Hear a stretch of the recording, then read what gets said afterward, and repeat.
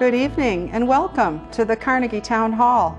This meeting of the Sioux Falls City Council will begin in a few moments. The City Council meets on the first, second, and third Tuesday of each month at 7 o'clock p.m. and serves as the city's policymaking and legislative body.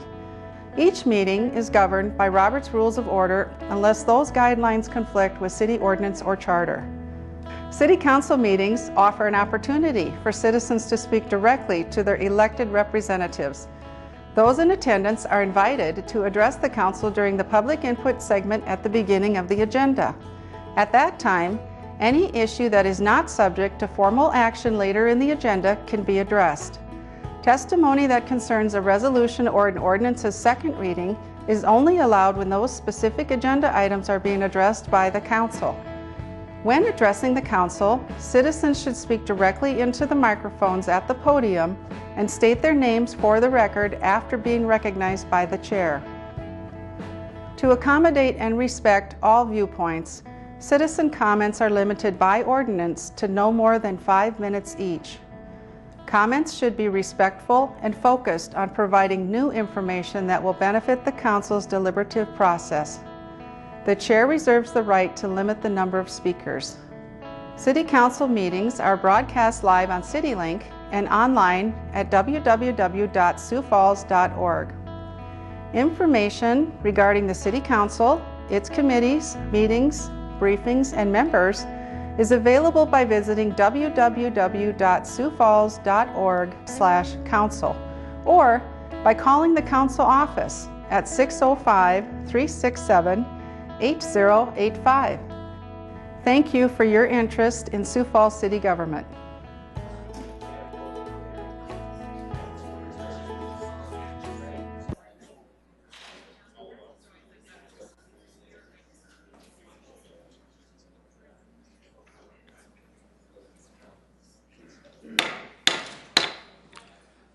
Good evening, everybody, and welcome to tonight's City Council meeting. We're certainly pleased to have everybody here. What a great crowd. Thank you for joining us here tonight. We appreciate it. Today is Tuesday, December 8th, and we will start our meeting by introducing you to your City Council. Council members Anderson. Here. Erickson. Here. Erpenbach. Jameson. Here. Karski. Kiley. Here. Rolfing. Here. Staggers. Present. Council, thank you very much. We appreciate it. Well, folks, in the City of Sioux Falls, we start our City Council meetings with an invocation. And very, very blessed to have a friend of mine here and a friend of the city's, Pastor Daniel Gaite from First Lutheran African Ministry here in Sioux Falls. Pastor, it's good to have you back. Thank you. What we'll do is we'd ask you to stand for our invocation and then remain standing for our pledge of allegiance as well. Pastor Daniel, welcome, sir. Thank you. Before we do the invocation, we have an African song we're going to sing in a few seconds. We are African ministry from the First Lutheran Church, and we want to advertise and give ourselves to the city. Thank you, Pastor.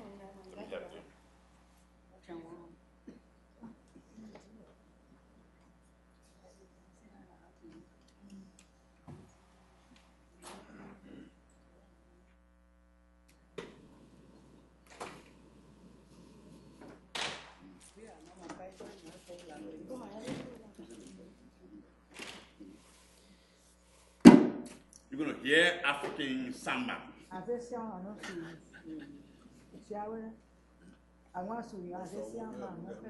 She's going to sing that song saying, "We will never get tired," as a Christian.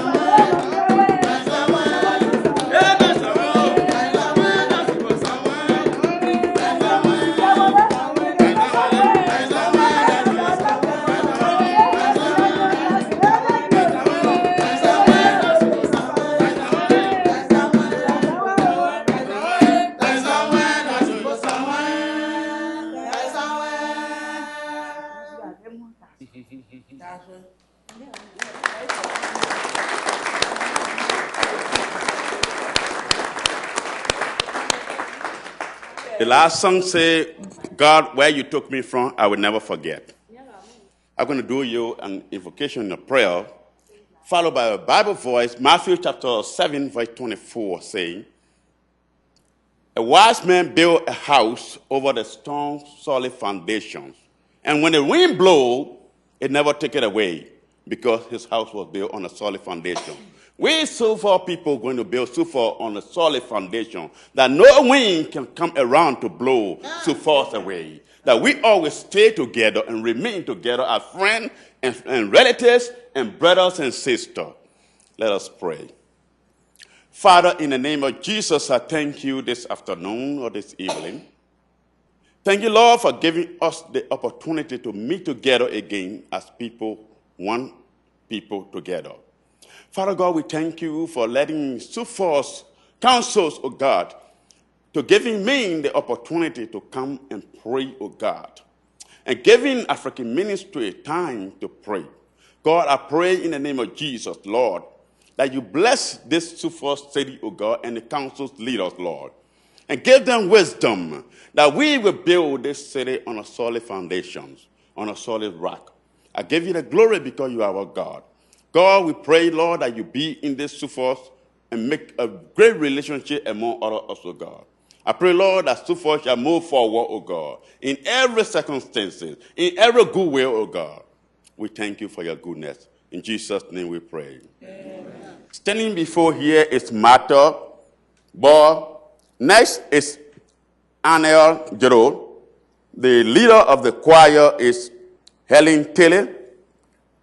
Behind her is my beautiful wife, Doris Gate. Next is the church council leader, David Gay. This last is Mary Gate, my mom. The other people are still coming. And Sophia Ball is standing way in the back there, the praise and worship leader. We ask you, Sioux Falls, to help us, African ministry. We are moving forward, and we want to make a great work in this city as a church of African or immigrant community. We thank you all for giving us this opportunity to come to this great meeting. God bless you all. Amen. I pledge allegiance to the flag of the United States of America and to the republic for which it stands, one nation, under God, indivisible, with liberty and justice for all.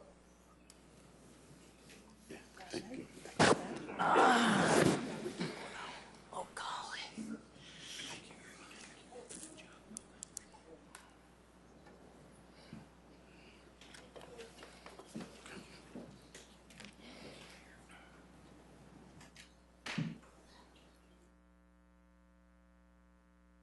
Well, good evening, everybody. That was a great way to start our meeting. Blessed by that. Is there anybody here with the Human Rights Day proclamation? Welcome. Please come forward, folks. First of all, would you mind introducing yourself to the people of our town and plus your guests, too? Thank you.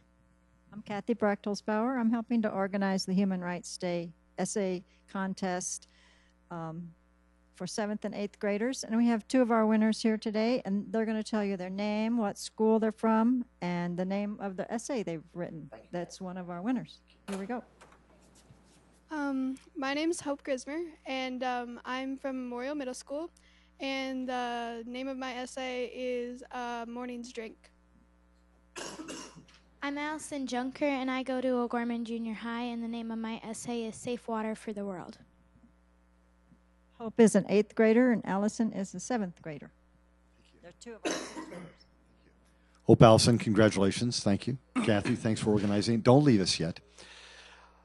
I do have a proclamation that I'd like to read.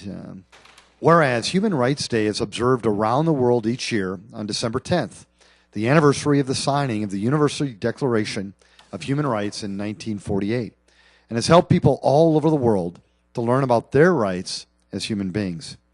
Whereas the people of the world have made significant progress on human rights that can be recognized and celebrated, such as more school enrollment, reductions in hunger and in child mortality, and progress on gender equality and empowerment of women.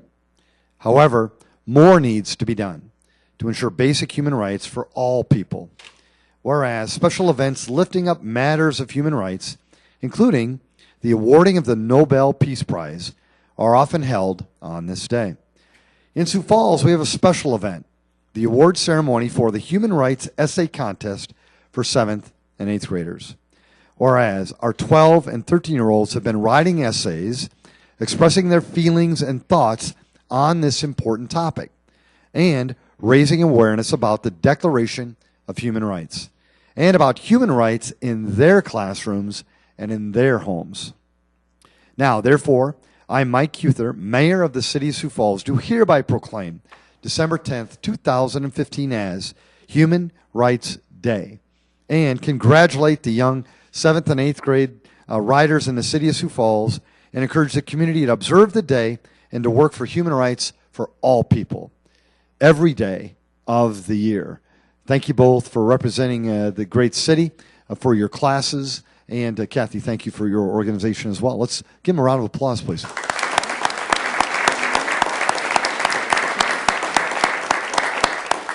The public is invited to the ceremony where the students will receive their awards and read their essays. It's 6:30 this Thursday at the Multicultural Center. Thank you, Kathy. Great job. Thank you. Oh, Kathy, take this, please. Thank you. Thank you. And folks, I also have a special opportunity every year where I get to recognize some really, really incredible city employees that we have on our team. There are actually 3 awards that we give annually. And I'd like to present those to the people of Sioux Falls right now and let you know who these great folks are. First of all, I am going to start with the VL Crusenberry Award. And should I bring him up first, Bill? Yeah, why don't you? Would the winner come up, please, and the family, please, if there's any family here?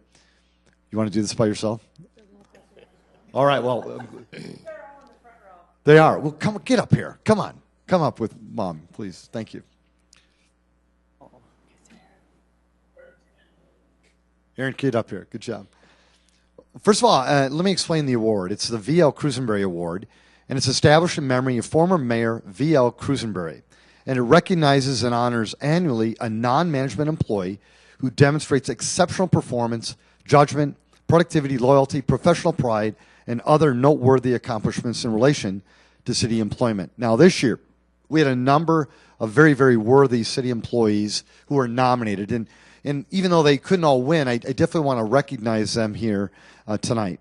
The nominees were Jill Berg, a technical clerk with the Sioux Falls Police Department, Mike Colwell, a sergeant with the Sioux Falls Police Department, Michael Koopman, a captain with the Sioux Falls Fire and Rescue Team, Jeffrey Garden, a sergeant with the Sioux Falls Police Department, Keeley, a Kleintobe, coding technician with the Public Health Department, Karen Riemann, a records clerk at the Sioux Falls Police Department, and the winner of the V.L. Crusenberry Award, and her name is Janelle Songstead. So let's give her a round of applause, please.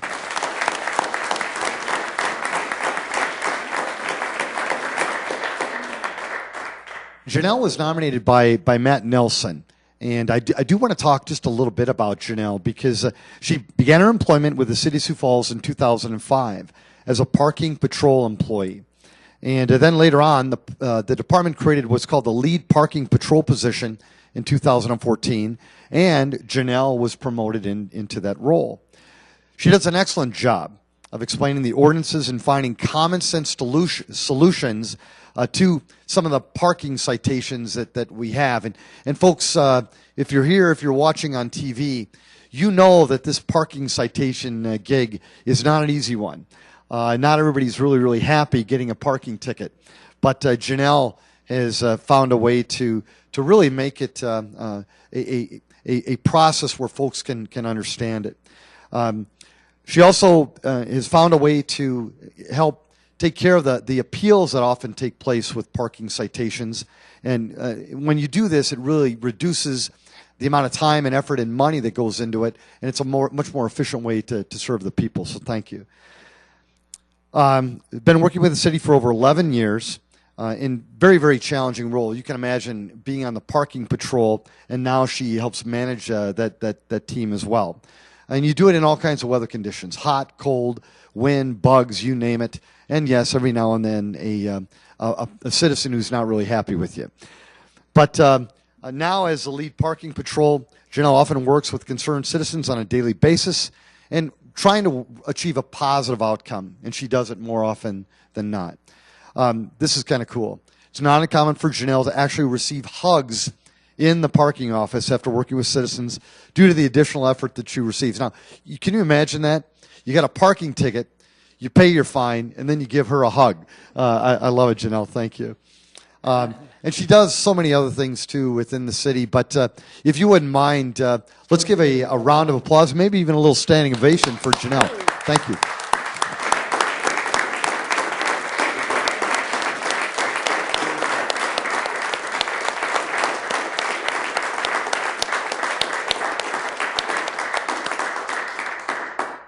And folks, I will let you know that Janelle receives a beautiful award, and I'm going to let you hold that.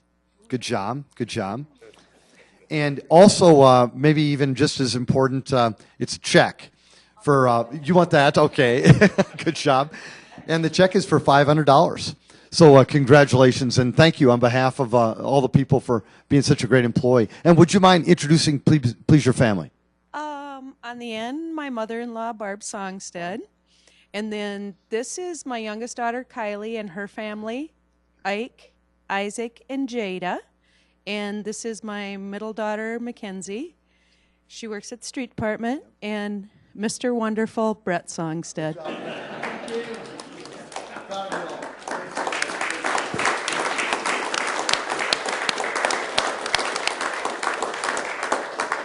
Great job. Thank you. Beautiful family. Now, our next award is the Gene Fullenkamp Management Excellence Award. And Holly, would you mind coming forward too? Holly, come up. Bring your family, please. Thank you.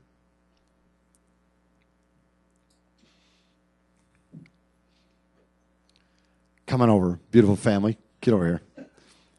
And yes, you are on TV right now, right up there. See, okay. So here we go.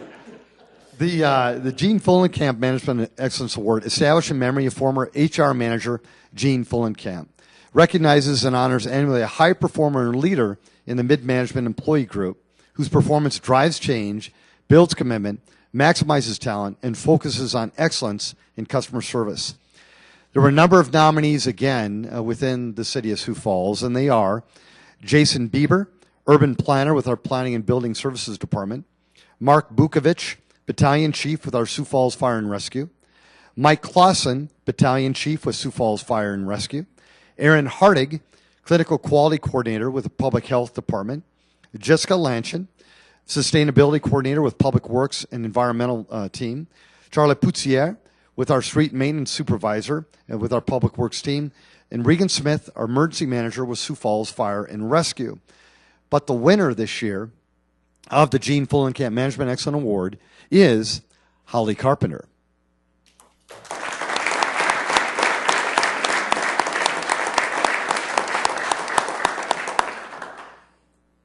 And I'm going to go off script here just a little bit. Folks, I'm going to try to simplify this for you. The City of Sioux Falls, we tackled a monster project, one that was incredibly challenging for this city. And what we're trying to do was bring on what was called EnerGov Land Management System. And it's a process that would make us more efficient as a city. We'll see immediate results, and you're going to see results on this long into the future. However, as Holly knows, and as this council knows, and as the City of Sioux Falls knows, the employees, this was a really, really difficult project. Whenever you try to do something this big, you're always going to have challenges. And not everybody's going to be on board. You're going to have some tempers fly every now and then. But ultimately, you need someone who's going to kind of pull it together and ultimately work to get it done. And it just happened to be this Holly Carpenter person that we hired that made it happen. It was a beast. And ultimately, we did get the project done.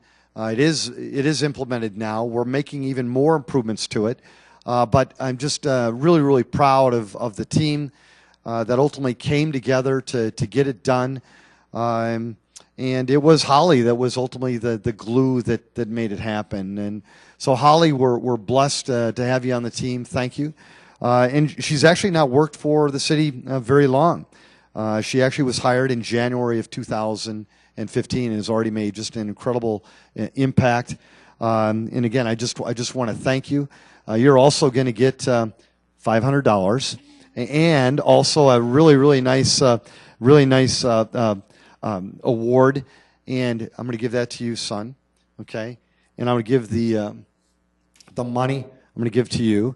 And she's already got some money. Okay, well, you guys fight about it when you get home. Okay, but if you wouldn't mind, let's first of all, would you introduce your family? And then guess what? We're going to give you a rousing round of applause too, Holly. So please introduce your family.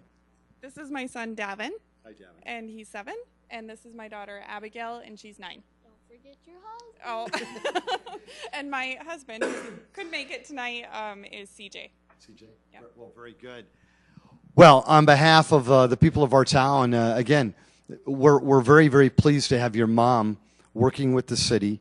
She's making a huge impact right out of the blocks, and she's really making a difference. And for that, you're our award winner this year. So let's give her a round of applause, please. Thank you. Thank you.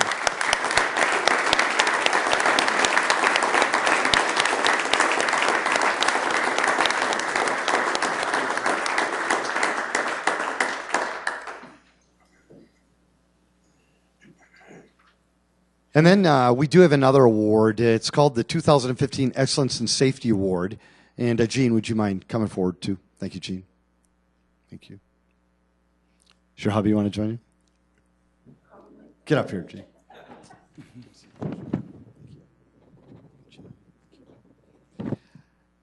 The Employee of the Year Award for Safety recognizes and honors annually an employee who has made a significant and measurable contribution towards achieving city safety objectives.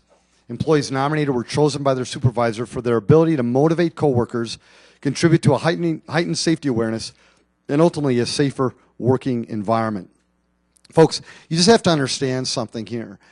We've got over 1,200 city employees that, yep, they are busting their tail on behalf of all of you and on behalf of this city. And many times they put themselves in harm's way as they do it. And I think there's times where we just kind of take this stuff for granted. And I would just ask you to kind of reconsider that just a little bit. Whether it's, cleaning a street of snow, or going down into some hole to repair something that is busted or that is broken, or you've got someone who's, they're in a public pool and all of a sudden something happens, it's an emergency, even giving someone a parking ticket on behalf of the city to keep our city safe. And you know that not everybody's going to be pleased. And example upon example upon example, this safety gig is really an important thing. It really is. And so the people that I'm going to talk about are folks that really have taken this keeping people safe, our employees and our citizens safe, at the top of mind. It's really important. And those folks that were nominated this year were Rick Pudwell, Public Health Laboratory Manager on our health team, Raina DeBoer, Workwell Manager with our HR team, Kyle Hills, who's a lineman in the Light and Power and Public Works team, Adam Frick, a firefighter with Fire Rescue, Brian Reikema, who's an equipment operator on our Street and Public Works team, Troy Yuki, an equipment operator with our Street and Public Works team, and Jim Welbig, who's a building inspector with our Planning and Building Services team. All those folks really care about safety and are trying to keep everybody else safe in our town. But there's one person who stood out above and beyond the rest when it came to safety. And her name, and I'm proud to announce this year's recipient of the City of Sioux Falls Safety Award, is Jean Pearson. Jean?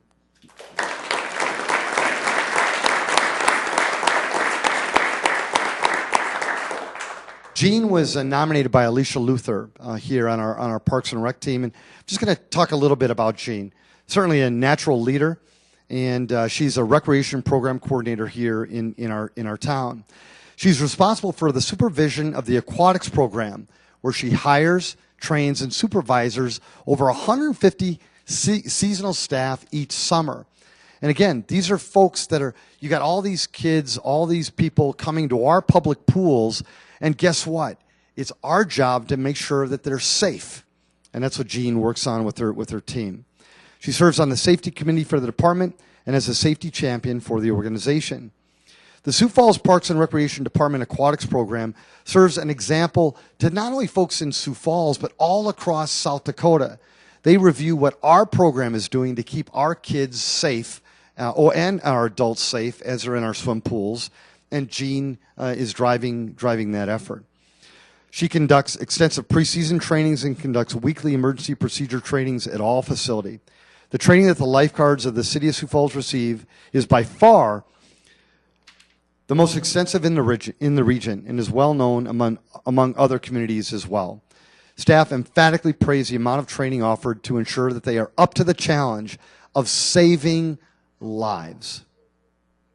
Over the years, she's organized the South Dakota Lifeguard Awareness Workshop and so many other things. Again, Jean, she's a force, and she's making a difference in so many different ways, just like all the other 1,200 employees that really we have to care about safety as we're out there protecting you, serving you, and making good things happen.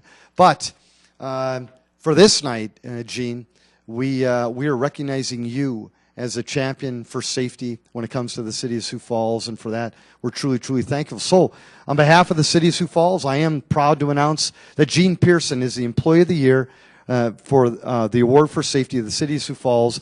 And Bill, do we give her $500 too? There it is, yes. Well, I just wanted to make sure it was the same amount. But I'm going to give you the check. I'll give you the award, Coach. But again, let's give Jean a round of applause.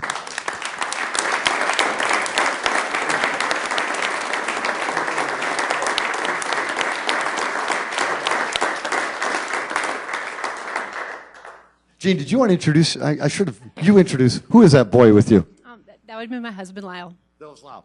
Yeah, Lyle, thank you for your sacrifice as well. Jean, great job. Thank you. Thanks, everybody.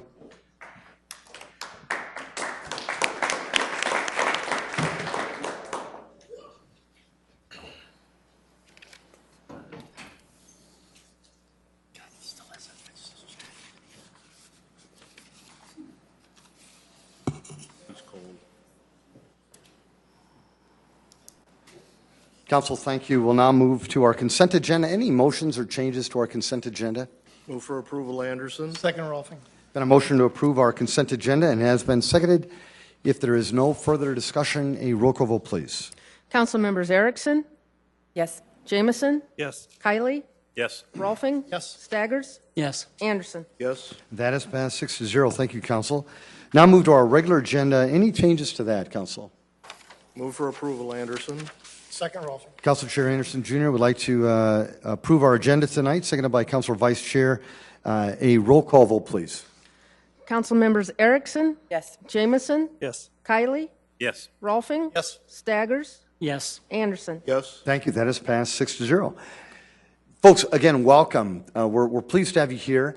This is a great opportunity for you to engage the council, really on any topic that you want that's not on the agenda later on.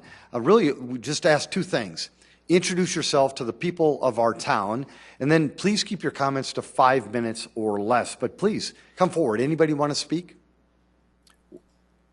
Welcome.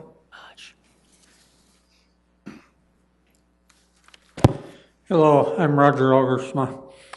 I am interested in this topic on the bunk back thing that Rex brought up a month or two ago at an information meeting. And I wrote him and someone else in the council without boring everybody with a 3-page letter. But so I'd given my input on it, and I just kind of sat back and didn't come to the first hearing or anything because I'd said my piece. But I see now that they're going to make an exception for police and fire. I think that everybody should be treated the same. I have heard in the past that police departments and fire departments like a little more trust because they have to have a company culture of everybody trusting each other and working together because they get in a dangerous spot. They don't want infighting and stuff. I think that, well, it's easier to explain this about police department than fire department, but with everybody getting treated the same, if you're in a high position, you got to have good integrity and you should be accountable and not just automatically get a pass if it don't work out. Police officers sometimes are called the city's finest, and they need to be higher than average character. And I don't think it fits people of really good character to look the other way when there's a problem just for unity. I mean, that develops a situation where you got 12 cops watching Rodney King get beat up and nobody says anything or nobody does anything. To get too much of an automatic pass is too much trust creates a situation where problems can grow and not get corrected. I've seen an example on TV of a police officer in Florida that made some mistakes. He'd been an officer 30 years. This is an example of how to deal with unity in the department and still deal with problems. He'd been a police officer 30 years and his job was to investigate bank robberies. And he and a retired police officer, another guy, did a whole lot of bank robberies. And he even invited himself to a couple counties over to investigate one of his own robberies to see if they're catching him. Well, when his colleagues were first asked, would he rob a bank, when the investigators were starting to suspect him, they said, oh, no way. He's been here 30 years. We worked with him. We know him. He's a good guy. Then they showed, later on, they found a camera from a bank, had a picture of him with a ski mask. And when they seen his stance, the way he held the gun, it was a combination of what he learned when he was young and when they changed the policy 10 or 20 years later. And his colleagues knew he's the only one that had combined the two stances in his own unique way. And as soon as they seen that, they said, he's guilty. So the policy they had is innocent until proven guilty. And it worked. They could work together well. When there's a problem, they could solve it. I think that police departments in the past, I mentioned in my letter that people that are overly controlling, when they get to the top, their control freak tendencies show, and they don't go back down very well. A police officer needs at least some controlling attitude, more than the average job. So you can, and without being a control freak. So I think that with police officers, there might be a higher chance of someone not being able to back down as well as in other departments. Doesn't mean all police chiefs are control freaks, I'm not saying that. But the percentage possibility is probably higher. I think nowadays, both locally and nationally, locally we got a city with a growing crime rate. And so there has to be more communication and flexibility in the department to learn better ways. Nationally, there's been cities with problems long enough that got overlooked that now we got massive riots or protests. That wasn't just because one person got shot, it's because the people have seen a series of problems and they know this wasn't the only one. So I think that people of good integrity, some of them get offended if they get checked on, and some don't. I was treasurer in church in my 20s, which is way younger than usual. And the secretary of the deacons had written down every time we counted money, the amount. And a year and a half later, someone asked, why do you always write it down? He says, I check every time if the same amount of money showed up at the bank. Someone should have been doing that at the fairgrounds here.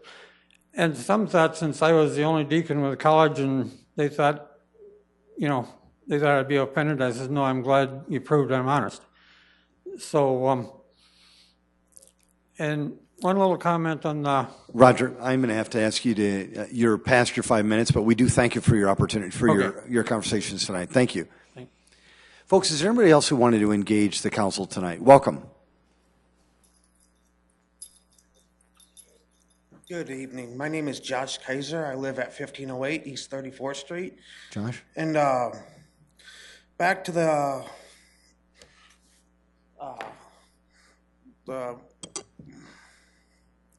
Q&A with Mike Uther on the 14th of last month, one of the gals brought up distracted driving. Now, I had an incident here a month and a half ago in front of Barnes & Noble on 41st with a gal texting on her cell phone, not paying attention to me while I was riding my bicycle, and I just about got hit by her because she didn't have her turn signal on and didn't even bother looking. And I've been hit numerous times on 41st. Half the time I take another route to get to the other side of town. If I need to go to Walmart, I'm taking the bike trails because these people don't have any consideration to bicyclers. That's the only way I get around town. And it's because I can't afford a vehicle right now. So we need to figure out something to do. So that's all I have to say. Josh, thank you very much. Thanks for speaking tonight. We appreciate it, Josh. Folks, anybody else want to engage the council? Well, thank you very much. We appreciate it. Roger, Josh, thanks for your comments tonight. We appreciate it. Council, now going to move on to item number 3, please. Second reading, an ordinance of the City of Sioux Falls, South Dakota, declaring certain property of the City of Sioux Falls surplus and approving an offer by the State of South Dakota to purchase real property from the City of Sioux Falls. Hi, Mark. Good evening, Mayor and City Council. Mark Cotter with the Office of Public Works. This is the second reading to declare the property that we have agreed to sell to the DOT in relation to the I-29 and 229 project. And we would ask for your support. Mark, thank you. Folks, this is a second reading, so is there anybody who wanted to engage the council on this topic? Very good. Councilors? Move to approve, Erickson. Second, Anderson. Councilor Erickson would like to approve this item and has been seconded by Councilor Anderson, Jr. If there's no discussion, a roll call vote, please. Council members Erickson? Yes. Jamison? Yes. Kiley? Yes. Rolfing? Yes. Staggers? Yes. Anderson? Yes. Thank you, Council. That has passed 6-0. Item 4. Second reading, an ordinance of the City of Sioux Falls, South Dakota, amending the Code of Ordinances of the city by amending Chapter 41 fees. Matt Nelson, Public Parking Facilities Manager. We are going to ask for a deferral on this item till next week. Due to the absence of 2 counselors, we would like every counselor to have the opportunity to weigh in and vote on this matter. Thank you, Matt. Council, would anybody want to? Yes, thank you. To defer item 4 until Tuesday, December 15th. Second, Rolfing. Councilor Anderson, Jr. would like to has submitted a motion to defer this item until December 15th, seconded by Councilor Vice Chair Rolfing. If there's no discussion, a roll call vote, please. Council members Erickson? Yes. Jamison? Yes. Kiley? Yes. Rolfing? Yes. Staggers? Yes. Anderson? Yes. That has passed 6-0. Item 5, please. Second reading, an ordinance of the City of Sioux Falls, South Dakota, amending the Code of Ordinances of the city by amending Chapter 77, parking regulations. This is an extension of our rate adjustments, and once again, we're asking for a deferral for the same reasons. Move to defer to December 15th. Second, Rolfing. Thank you. Councilor Erickson made a motion to defer this item until December 15th. It was seconded by Councilor Rolfing. A roll call vote, please. Council members Erickson? Jamison? Yes. Kiley? Yes. Rolfing? Yes. Staggers? Yes. Anderson? Yes. Thank you, Council. That has passed 6-0. Item 6, please. Second reading, an ordinance of the City of Sioux Falls, South Dakota, establishing the tax increment revenues to be collected and authorizing the payment of tax increment revenues to Washington Square Partners, LLC, in accordance with the development agreement for tax incremental district number 20, City of Sioux Falls. Good evening. Brent O'Neill with the Economic Development Division. Much like Matt, we would also ask for this item to be deferred until December 15th. Thank you. Mayor, Yes, Councilor. Motion to defer item until Tuesday, December 15th. Second. Councilor Anderson Jr. has made a motion to defer this item until December 15th, and it has been seconded by Councilor Rolfing. A roll call vote, please. Council members Erickson? Yes. Jamison? Yes. Kiley? Yes. Rolfing? Yes. Staggers? Yes. Anderson? Yes. Thank you. That has passed 6-0. Item 7. First reading an ordinance of the City of Sioux Falls, South Dakota, approving the 2016 municipal election booklet.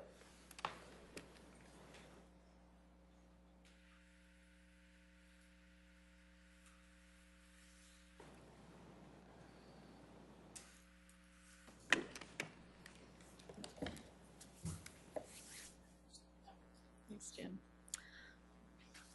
Good evening, Lori. All right, good evening. Lori Hogsted, City Clerk. I'm here tonight to speak about the election booklet that we would like to adopt by ordinance by the City Council.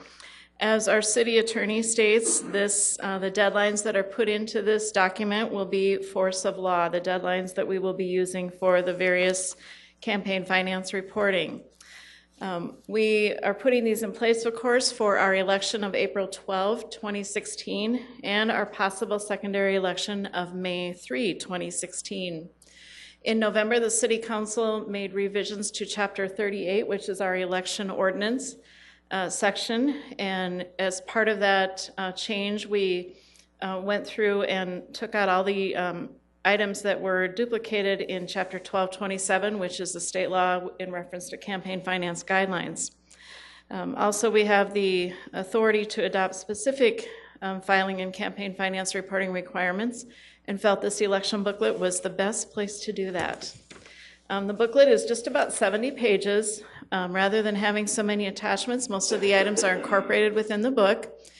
It really breaks down into 3 sections. We have municipal election information, including our candidate election calendar, frequently asked questions that we add to after each election that our candidates do ask us, campaign sign regulations, another important part that comes from our zoning office, what the different regulations are for participating in parades and assemblies, those types of items, as well as ethics violations. The second part of our booklet is the campaign finance reporting guidelines, and that includes an introduction, just some general information about campaign finance reporting, the limits, and we went through that chart when we adopted our previous ordinance in November, and there's a very comprehensive chart that gives the exact guidelines on how much a candidate is allowed to receive from various types of entities. And also we include the filing deadlines.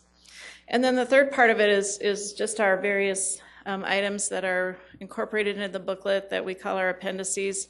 We have a sample of a nominating petition, as well as the instructions that are from the Secretary of State's office.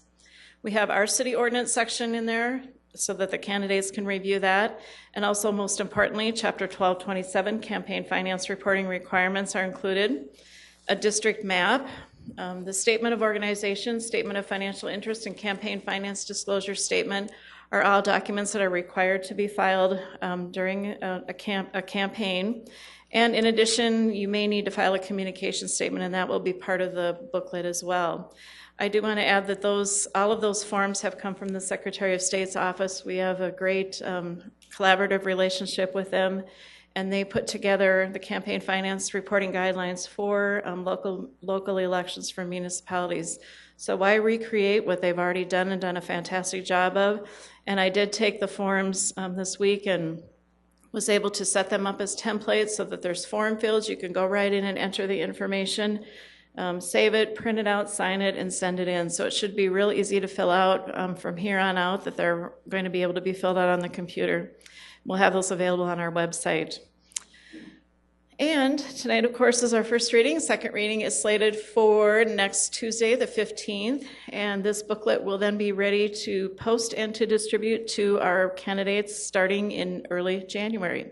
I'd be happy to answer any questions you may have. Lori, thank you very much for your efforts, and David Fifley and your team as well, but really appreciate it. Should we recognize that Lori is actually retiring here soon, but she still worked to get this done before she's leaving the team, so thank you. Yep. Council, any comments, questions? Move to set the date of hearing for Tuesday, December 15th. And I'll second it. Thank you. Councilor Erickson has made a motion to set that date of hearing and second reading for Tuesday, December 15th, seconded by Councilor Rolfing. If there is no discussion, a roll call vote, please. Council members Erickson? Yes. Jamison? Yes. Kiley? Yes. Rolfing? Yes. Staggers? Yes. Anderson? Yes. That has passed 6-0. Item 8. First reading, an ordinance of the City of Sioux Falls, South Dakota, amending the Code of Ordinances of the city by revising Chapter 117, Peddlers and Vendors. And Mr. Mayor and Council, this is an ordinance that I have brought forward, and it's actually a result of being contacted by a number of citizens throughout the year regarding issues that they have encountered with peddlers. And the last one being from the mother with young children who were playing in the garage, and a peddler actually approached the children in the garage before she was even aware that he was there on the premise. So this has been a collaboration between myself and Jim David, our legislative operations manager, Chief Matt Burns, Police Chief Matt Burns, and also Assistant City Attorney Keith Allenstein. So I'm going to turn it over to Jim at this point in time, and then we'll take comments. Welcome, Jim. Good evening. Jim David, Legislative Operations Manager for the City Council. My remarks tonight are going to focus on those major changes that are proposed by Councilor Kiley to the vendors and the peddlers and vendors ordinance. Under existing ordinance, peddlers are prohibited from engaging citizens whose homes have the posting of no soliciting or no peddlers allowed. This proposal adds to this by making it unlawful for a peddler to enter anyone's home unless they are expressly invited in. It also requires that peddlers to prominently display their permit on their person, similar to a lanyard that many of us might wear to a conference.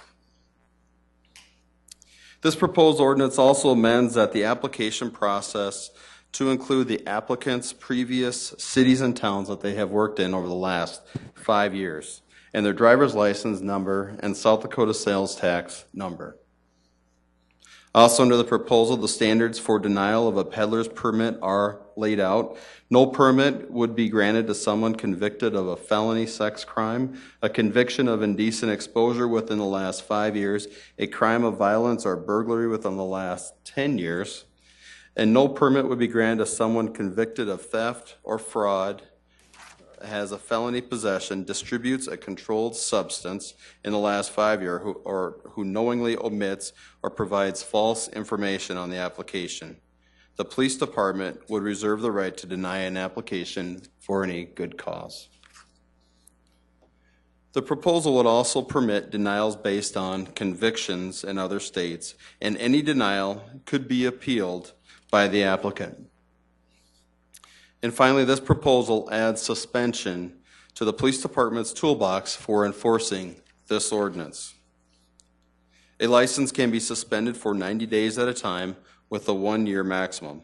A peddler, again, has that right to appeal any suspension or revocation. This proposal has been heard in Land Use Committee in October, and tonight it has its first reading.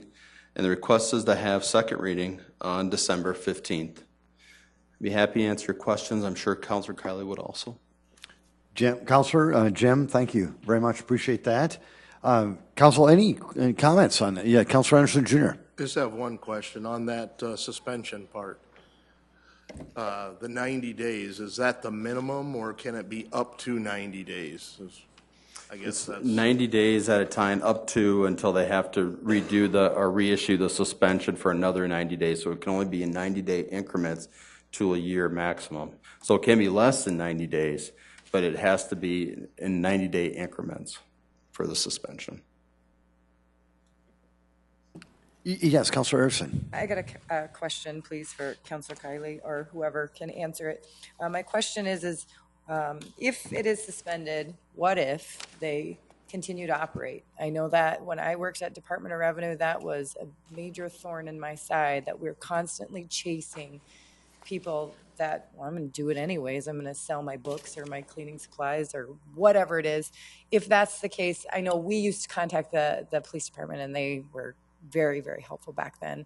I'm sure they still are. But my question is what if they still do this? And what are we also doing to educate the public on this? That if someone is going door to door, other than locking your door and hiding and keeping the children quiet because you don't want to answer the door at the time, what else can you do? I know my neighbors would text me and say, somebody's selling something, don't answer the door, if you don't want to. So I'm kind of several faceted questions there, I guess. Keith? Good evening, Keith. Good evening. Keith Hallenstein, Assistant City Attorney. If they do continue to do it while their license is suspended, there is an ordinance requirement that they do have a license to do this. So it would be a city ordinance violation, punishable by up to $500 fine, up to 30 days in jail, or any combination of that. Okay. As far as education of the public, again, one of the requirements we have here is that they have that lanyard.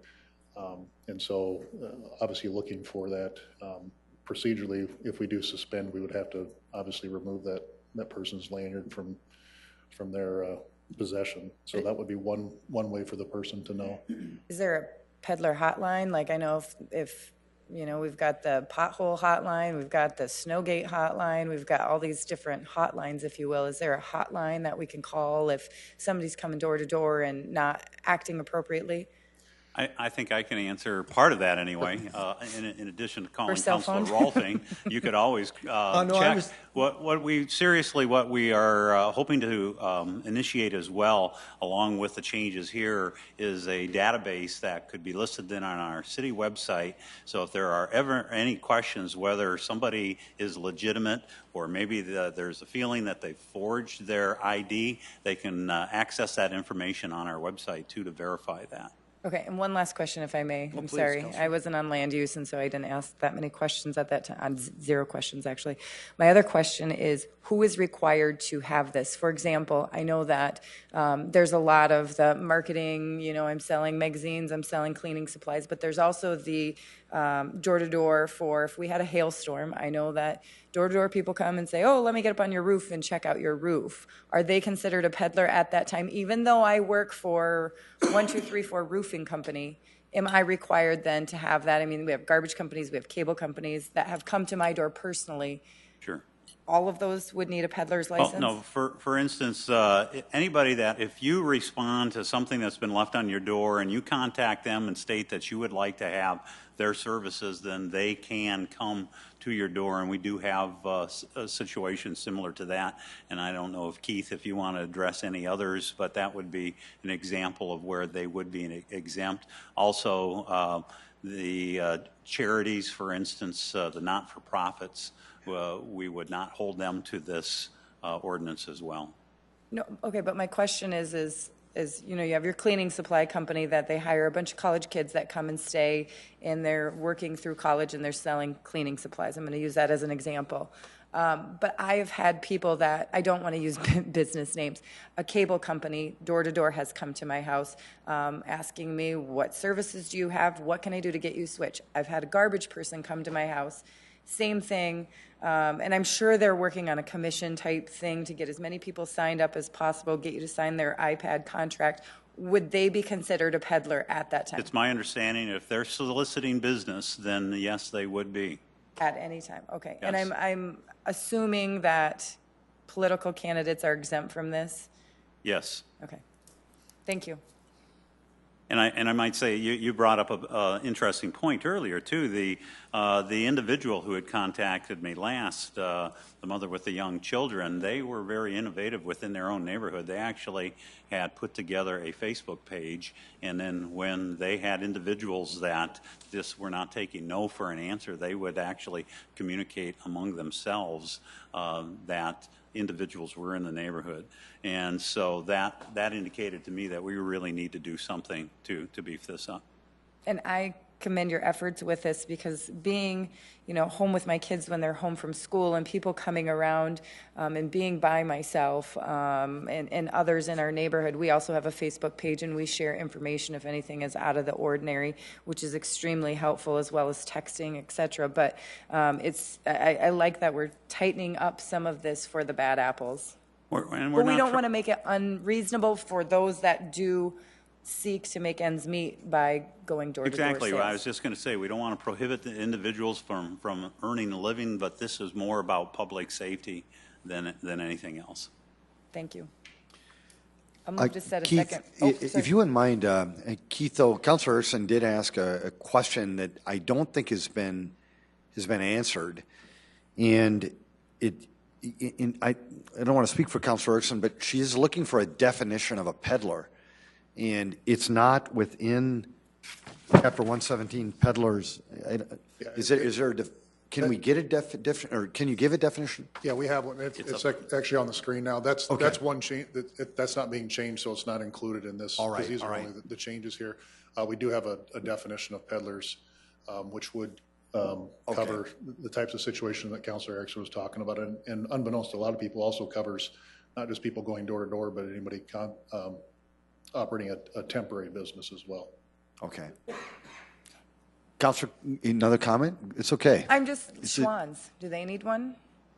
I mean, we're splitting hairs here, but I mean, if you're going to make one do it, does everybody have to do it? Again, it really depends, and there are court cases out there. It depends on what the business model is. If they are, if they show up and say, hey, here's some literature, and if you want us to come back, we'd be more than happy to put you on our route. Then no, there's no sale there. But if they're selling, if they're going up trying to sell door to door at the time without having a prior customer list, then that would constitute peddling. Perfect, thank you. I'll move to set the second reading to Tuesday, December 15th.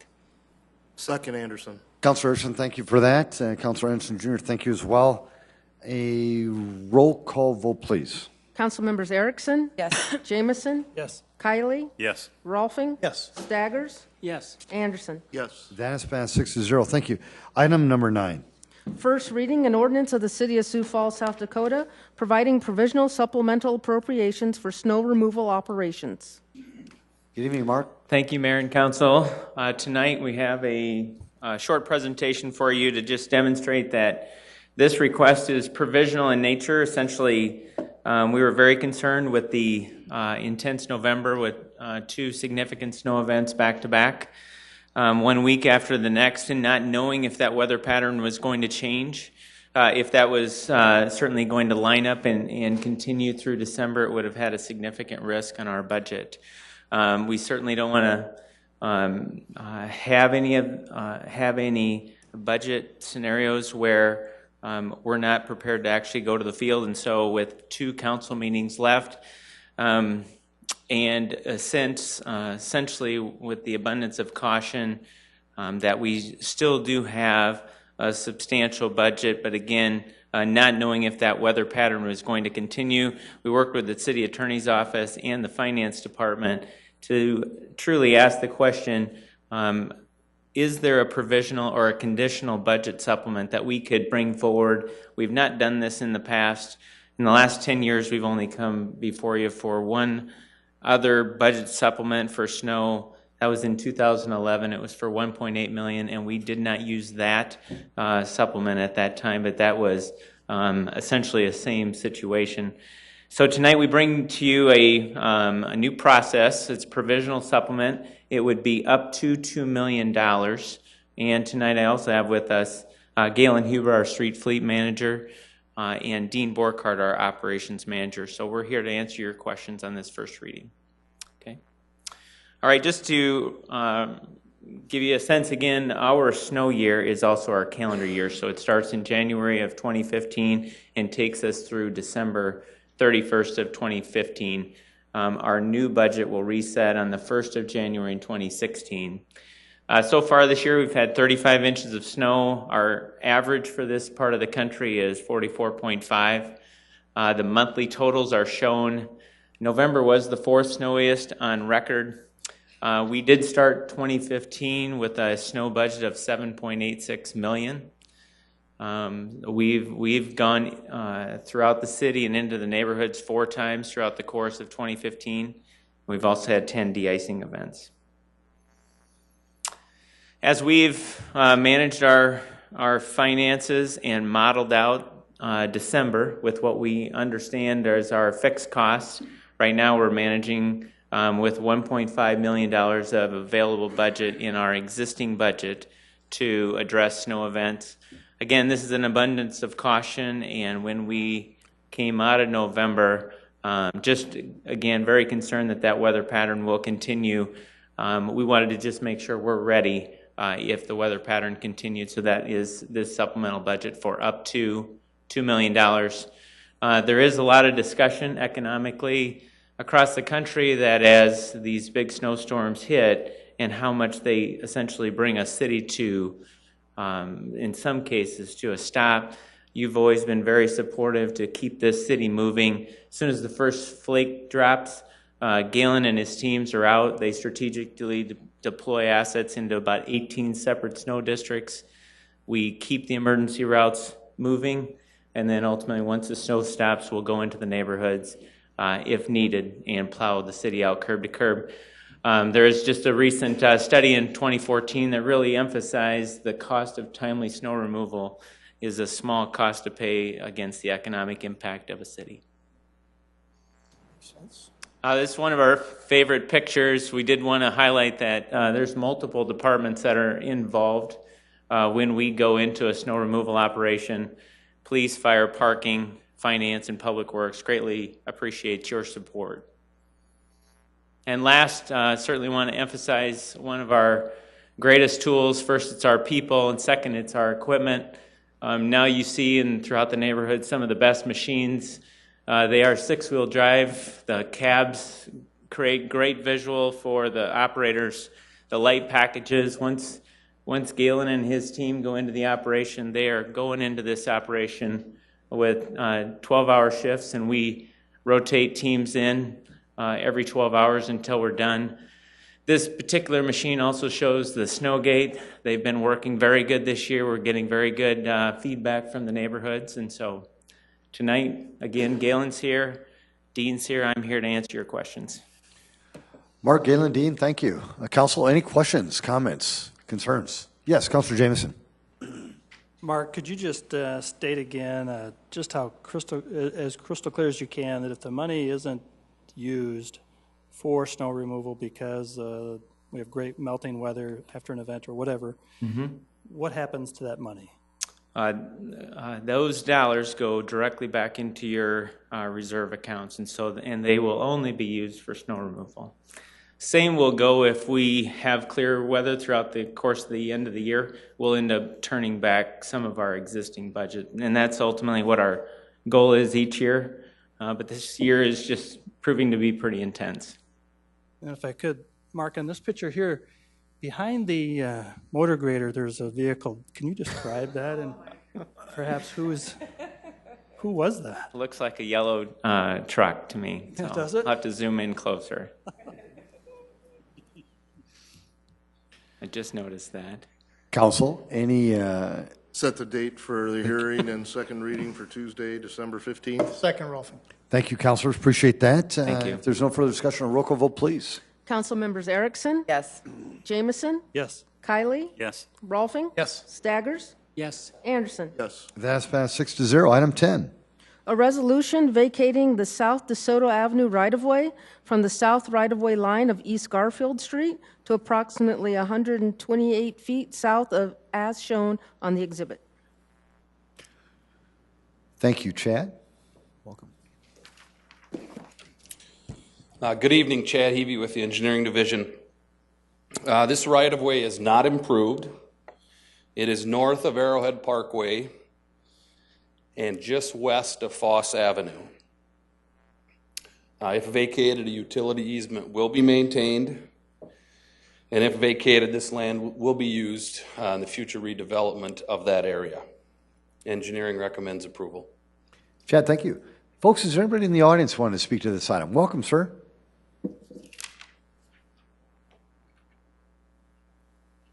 Thank you. You're welcome. I'd like to say my name is Marvin Tripp. Mr. Tripp, welcome. And lived in Sioux Falls for 80 years. My grandfather bought a farm on the east side of Sycamore Avenue, an area which was platted for the capital in the early history of Sioux Falls.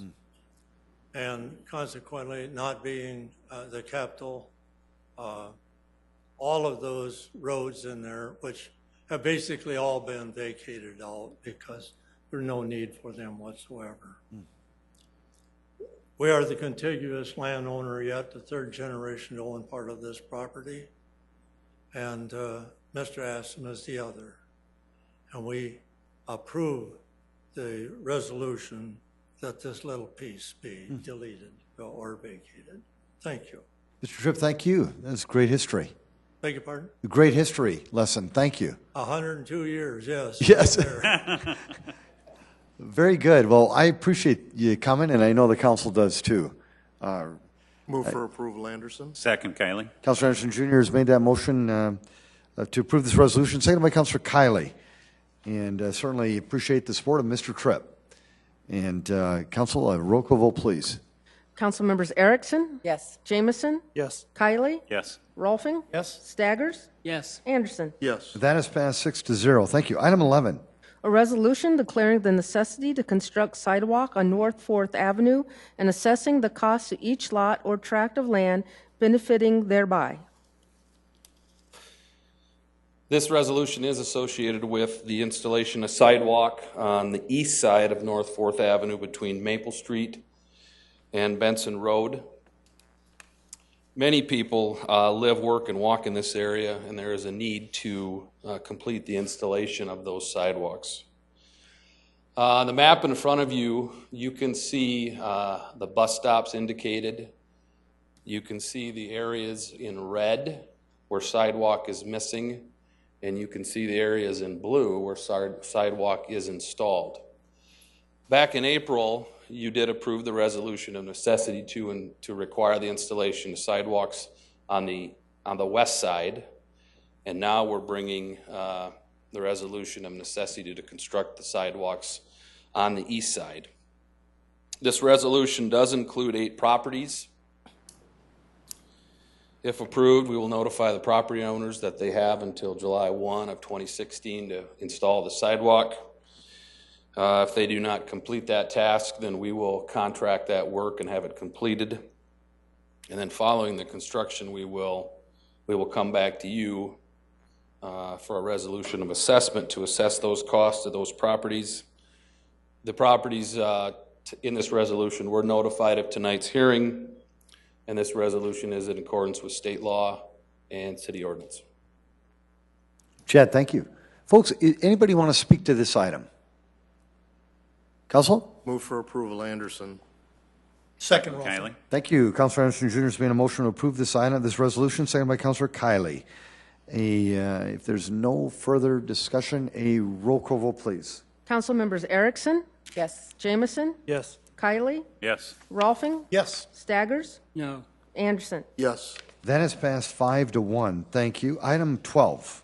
A proposed resolution vacating the north 17 feet of the west 6th Street right-of-way from the east right-of-way line of North Helen Avenue to 10 feet west of the west right-of-way line of North Kiwanis Avenue, as shown on the exhibit. All right, so we're at the intersection of Kiwanis and 6th Street. Again, this right-of-way is on the north side. It's the north 17 feet. It is not improved. A utility easement will be maintained. Originally, this 6th Street right-of-way was 100 feet wide. And you can see previously that we vacated the south 17 feet, or portions of that south 17. Now we're bringing you to vacate the north 17 feet of this right-of-way. So when we're all said and done, most of 6th Street here will have 66 feet of right-of-way, which is appropriate for the types of uses that are out here. And engineering will recommend approval in January. Thanks, Chad. Did anybody want to chat about this item in the audience? Councilors? Move for approval, Anderson.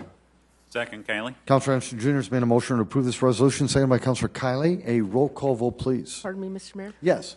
It's to set a date of hearing. Oh, it is. Oh, it is. Very good. Thank you. Great job. Thank you. It's to set a hearing date for Tuesday, January 12th at 7 p.m. Thank you for catching that. A roll call vote, please.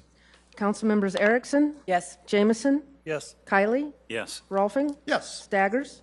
No. Anderson? Yes. That is passed 5-1. Thank you. Council, before we move to any other new business, I did want to recognize a couple of student groups in the audience. I'm going to start with, we have Boy Scout Troop number 49 which is with Hope Lutheran Church here in our great town. Scouts, would you mind standing, please, so that we can recognize you? Welcome.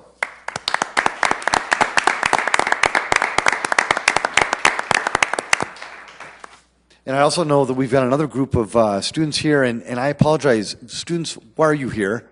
They're from New Tech. Go ahead. And actually, one of them was a debate winner that I got to judge, and so had the opportunity to meet with them during their class. And so it's so fun to see them engaged and continuing to come. I know a couple other classmates left a little bit earlier. So it's just exciting to see them come and be engaged and find out what's going on in our community. Councilor Erickson, great job. New Tech High, you must stand. We must recognize you.